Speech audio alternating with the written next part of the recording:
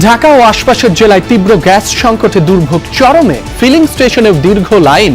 মহেশখালীর এলএনজি টার্মিনালে ত্রুটির প্রভাব পড়েছে সরবরাহে।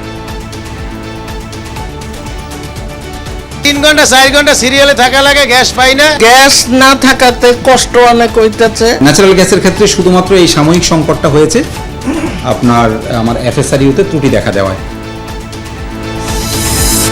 বিনিয়োগকারীদের স্বার্থ রক্ষায় প্রতিজ্ঞাবদ্ধ সরকার।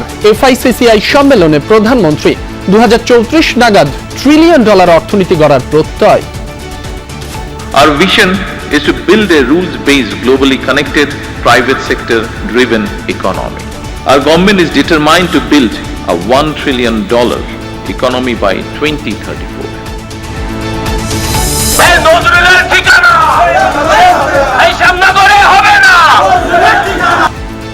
সাতক্ষীরায় গাজী নজরুলের বিরুদ্ধে আজও বিক্ষোভ।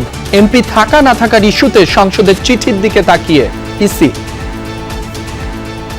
এক্সপানশন পদত্যাগের মধ্যে আসে কিনা এটা একটা বিশ্লেষণের বিষয়, কন্ট্রোভার্সিয়াল একটা বিষয়। যদি এই ধরনের কিছু আমাদের কাছে আসে তাহলে তখন আমরা এটা আমাদের নির্বাচন কমিশন তার সিদ্ধান্ত জানাবে।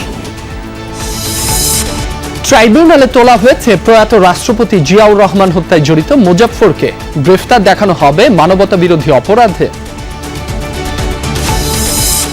মোবাইল ফোন সেবায় 2G প্রযুক্তি বন্ধের পরিকল্পনা। ডেটা ও স্মার্টফোনের ব্যবহার বাড়ানোর উদ্যোগ আগ্রাসী পদক্ষেপ, বলছেন হ্যান্ডসেট নির্মাতারা। হরমুজ প্রণালী বন্ধ থাকায় ইউরিয়া সারের চরম সংকটে পড়বে বাংলাদেশ। ডব্লিউএফপির রিপোর্ট, সৌদি, কাতার ও আরব আমিরাত থেকেই হয় 80% আমদানি।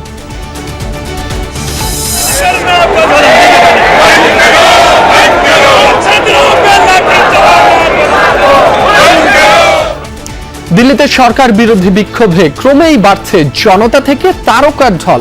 চাপের মুখে প্রশ্নপত্র ফাঁসে জড়িতদের বিচারের আশ্বাস মোদির।